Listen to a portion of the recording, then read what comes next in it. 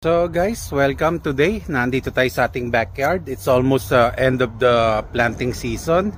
So guys, malamig na. So let me show you my backyard and let's harvest some what we can harvest.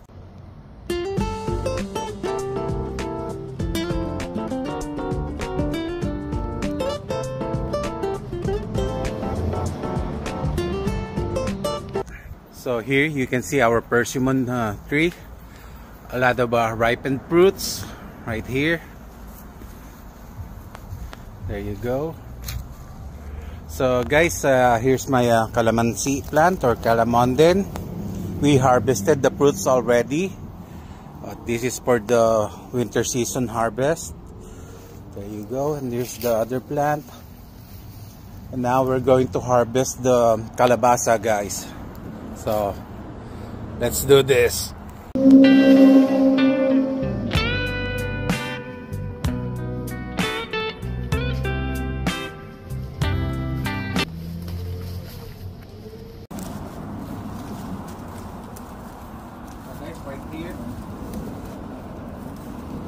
Right here guys, here's one.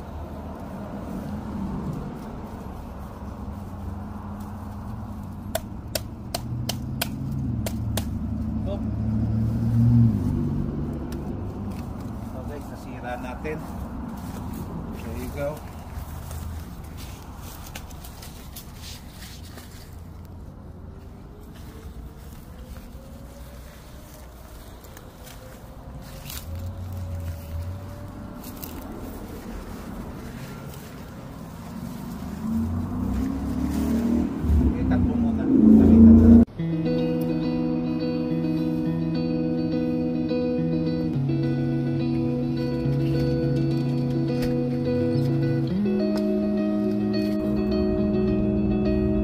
Here's another one.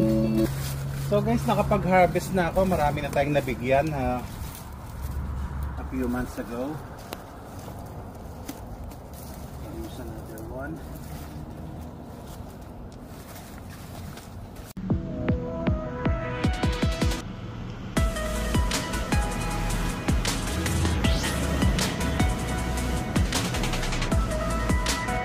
Ngayon naman guys, nandito tayo sa garden ni Madam Myra. Aanihin din natin yung kalabasa niya. So guys, dito naunahan na tayo ng ayan may kumain na guys. Ayan kinain na yung kalabasa niya, kaya anihin na natin. So guys, dito tayo sa backyard ni Madam. Diyan may isa diyan, ayun guys, natakpan ng plastic na ito. Yan, baka maunahan pa tayo ng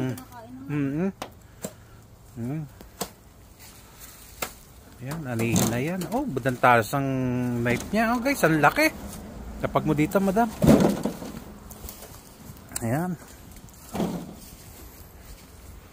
Ito, itong kuhanin mo na rin yung ano mo, pang binhe. So, ito pa guys, isa, Ayan.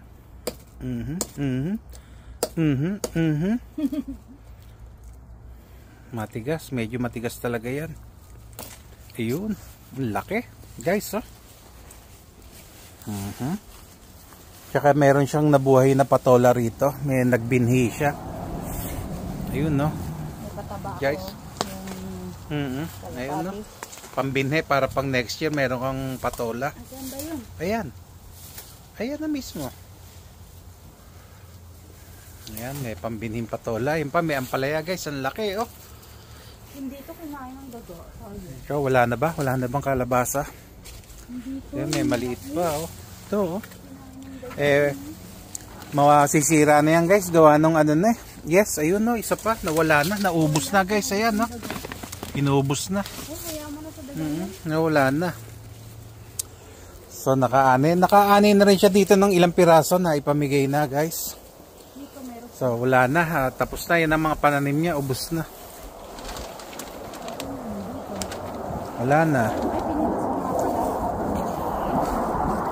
So wala na. So guys, ayun. Last harvest na yan at malamig na panahon. So this ends our video. Bye bye na. May jet fighter. that's all we harvest for today. Not that much. So guys, I hope to see you on my next video. Bye for now.